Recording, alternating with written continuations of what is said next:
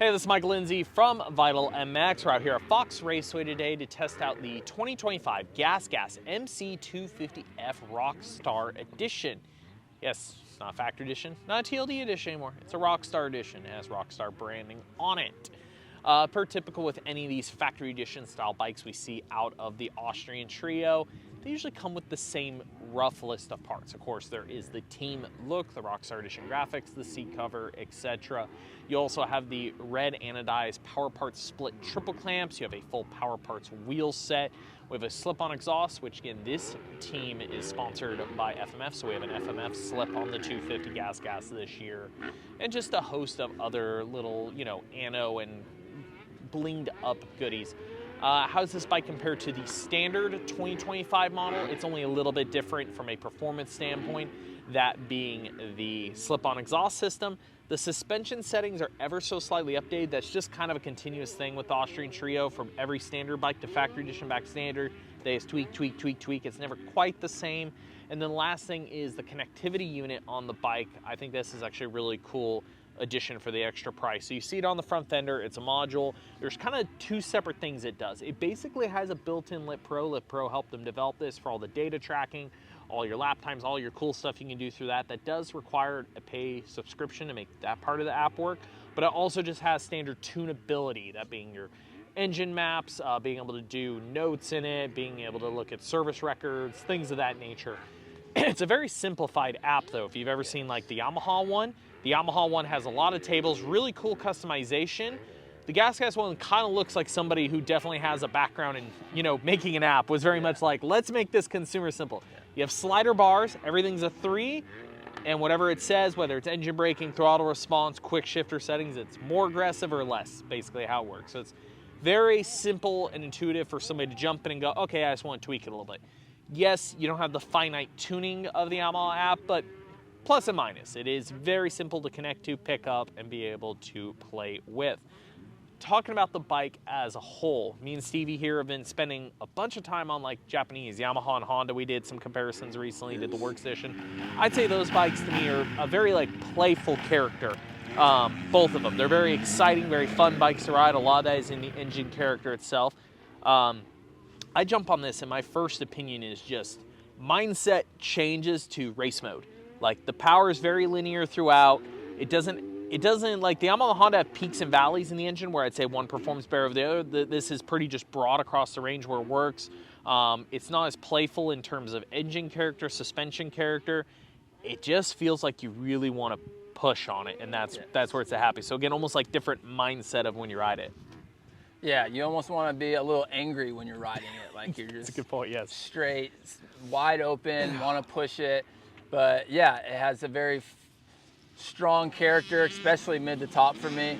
I feel like maybe low RPM is a little weak, so I struggle with that a little bit. I feel like I have to push or keep the RPMs a little higher, which is the angry feeling, I got to rev it out more, which isn't a bad thing. I like to rev it high RPM.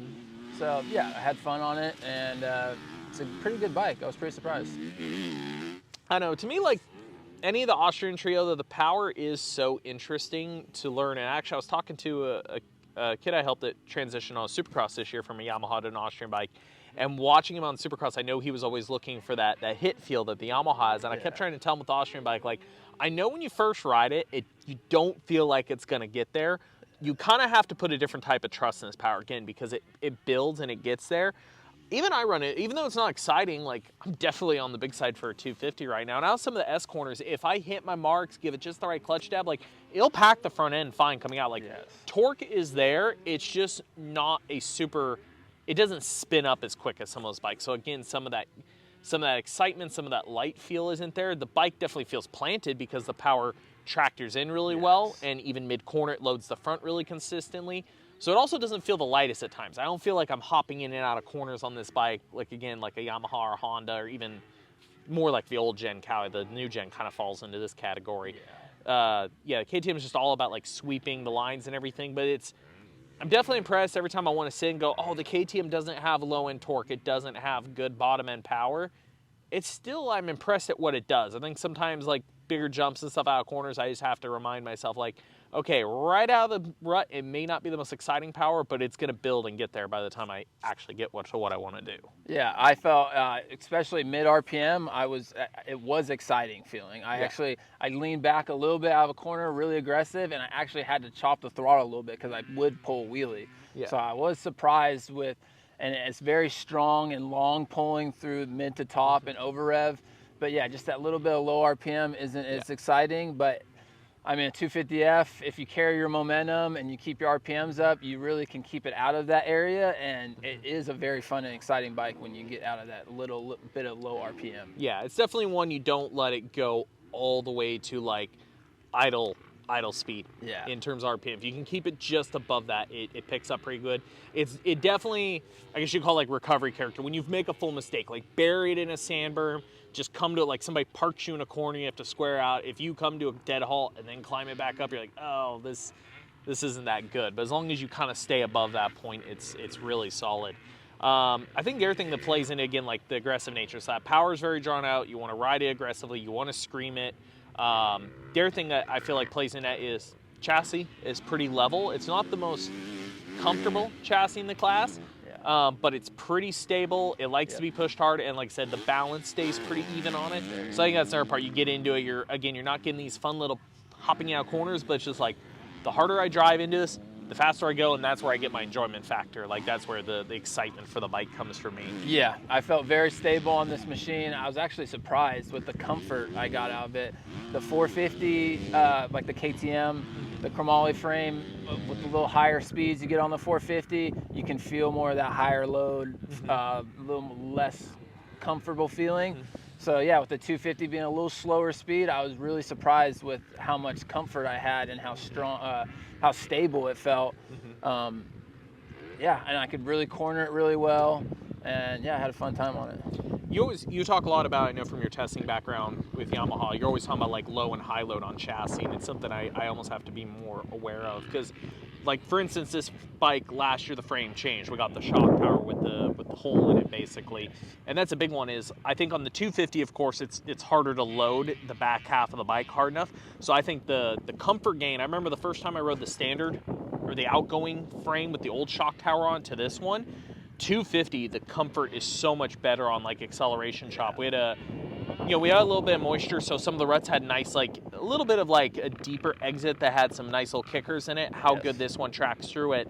The 450 definitely almost, you're kind of fighting like, is the shock stiff enough versus like, is it loading too hard and can wallow there? The 250 is like the perfect balance there. And then under really high loads, again, I just think the 250 doesn't produce enough engine inertia and mass. It really complements this frame really well is what I'm getting at. Yeah, I felt, you don't get into those situations as much, so you really just have an easy to ride character. And yeah, the shock, for me, I didn't feel as much of that harsh feeling of bottoming and high load stuff because you're not getting into that as much. So yeah, it was very easy to ride. Yeah. I think because I tend to ride this bike, I try to remind myself it's an interesting ergonomics. It's hard to beat. The baseline we always end up talking about is like a Honda has such a perfect rider triangle. Yeah. These are definitely more, I joke, like a horse jockey position, like the bars in the front end's a little low to you. Straight. So it's straight. The thing I always have to fight is I have a long torso, so I have to really like focus the roll there, because otherwise I don't use my legs properly. Like to stand up straight, I end up like, they reach down, I end up crouching my legs too much. So I try to remind myself on this bike a lot, like, hey, opening laps, open up the legs, get used to being a little more hunched over.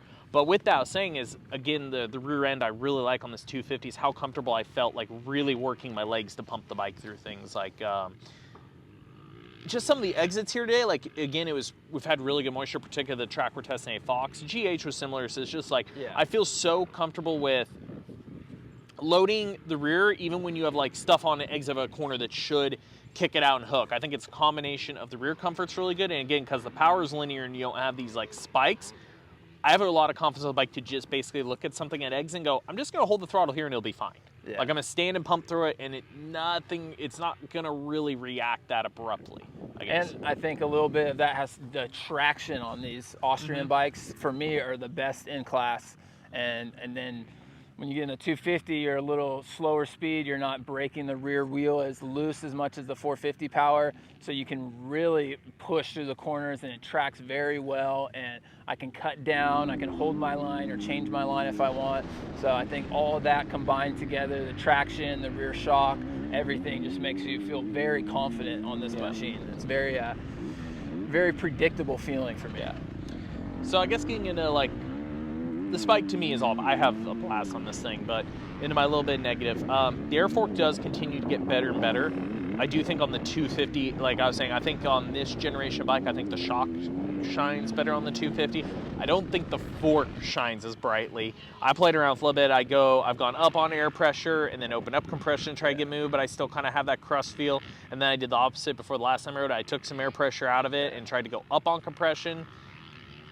I just like battling crust feel versus getting, once you get to go past through the crust feel, is getting it to like blow through. The last change I did, I got rid of the crust feel, but I kind of got rid of some of my balance a little bit.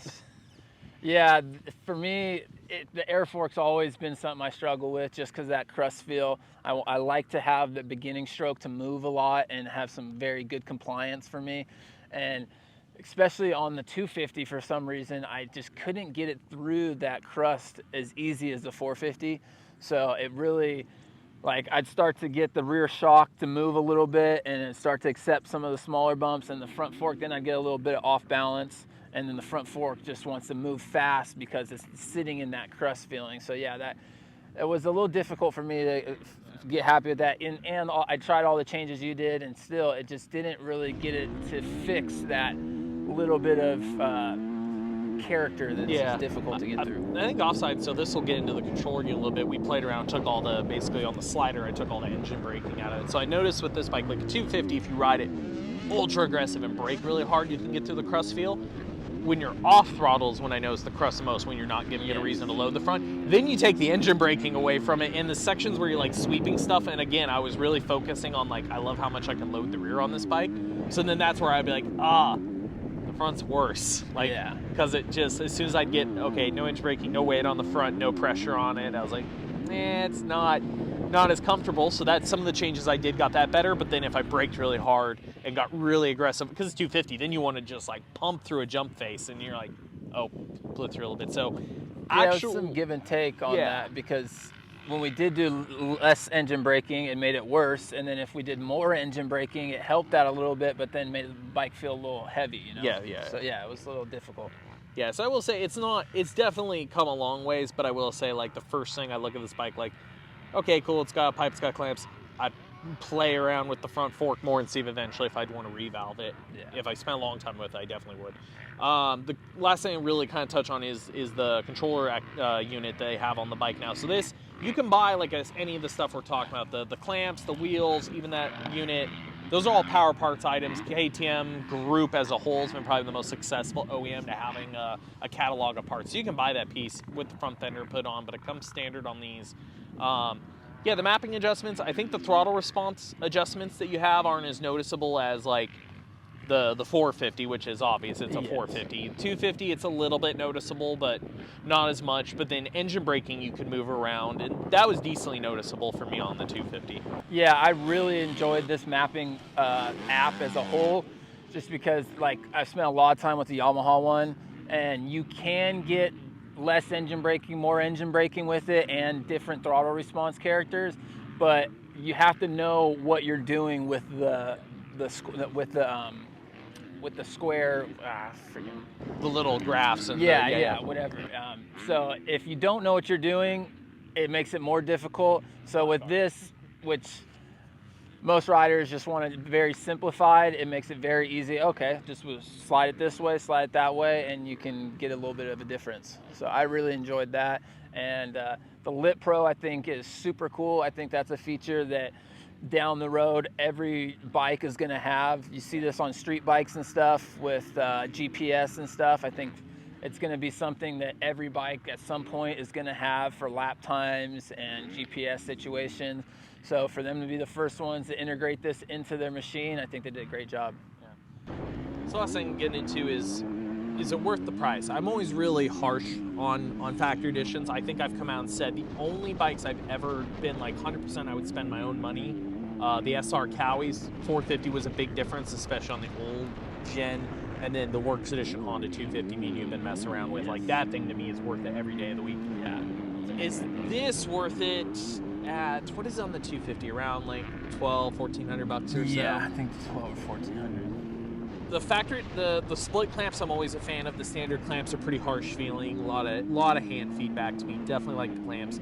The controller unit is definitely worth it. Those by themselves, if you buy them off their catalog, is around that price. So at that point, you're getting all the other stuff as a bonus. I don't think the slip's a big difference. It's really hard. KTM stock exhausts are really, really good. Yeah. As a whole, is it a massive performance jump over the standard bike, like I said with the Honda? No. Because you don't have like head changes or anything like that. Is it worth the money? I lean towards it a bit for the week more. Like I said, some of the parts are cool with it. The tough one though is if you're the amateur kid and your dad's probably buying you 3 of these things. No, you're gonna go for the standard one and maybe save the money. But yeah, you gotta see what is time and money, you know? Because doing the time to put all the graphics on, switch all the parts, anodize your chassis, all that stuff, it's gonna... The red frame's hard to beat. Yeah, the red frame looks amazing. So when you put all that together, it's almost, if you got a little bit of extra money, it's very easy for me to just go, all right, yeah, I'm gonna buy that instead. Interesting to me is like what this bike is for. So like I said, we've been spending a lot of time, particularly the Yamaha and the Honda and some of the Japanese bikes in general, and difference in character. Because I definitely get more and more people come up to me all the time like, oh, I'm thinking about getting a 250 instead of a 450.